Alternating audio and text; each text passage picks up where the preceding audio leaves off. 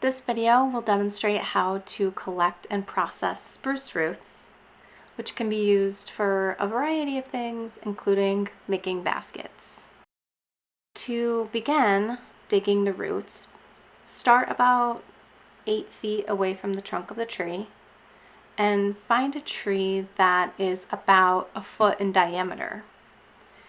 If it's easier for you to use a tool, I am using a digging tool that you would find for the garden. You can also make tools with sticks and get creative.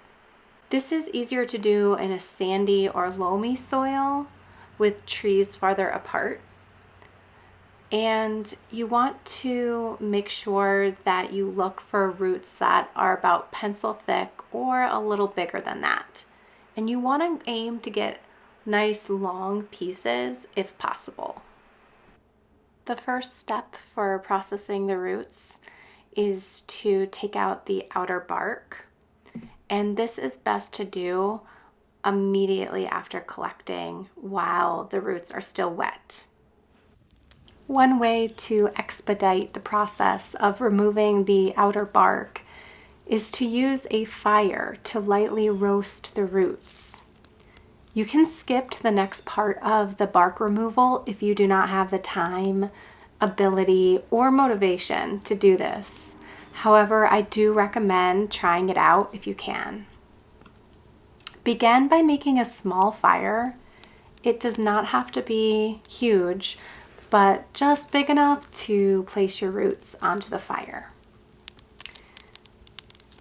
As a side note, please take care when doing this and use some kind of tool to place the roots on and off the fire in order to prevent any injury.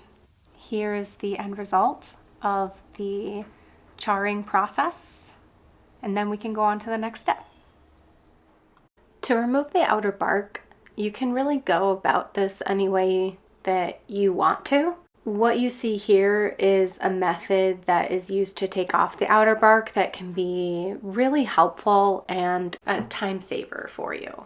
What you want to do is just create a notch in a piece of wood and then just run the spruce root through that notch, and you'll see that the outer bark just comes right off. The final step of processing your spruce roots requires you to split the root in half.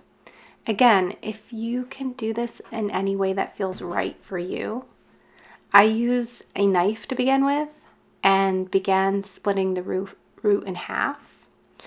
And then I gently pulled the roots apart with my hands.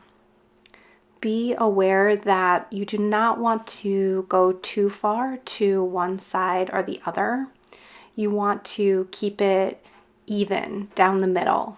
And if you find yourself going too far to one side, stop and try to bring the split back to center.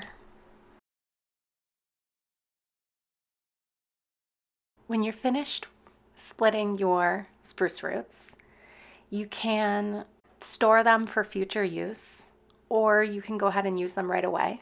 One really fun way to use spruce roots is to make a little basket. Here is a basket I made. I highly recommend going out and trying to practice this skill. Collecting spruce roots can be a wonderful way to connect with nature, get your hands in the dirt, and connect to these beautiful trees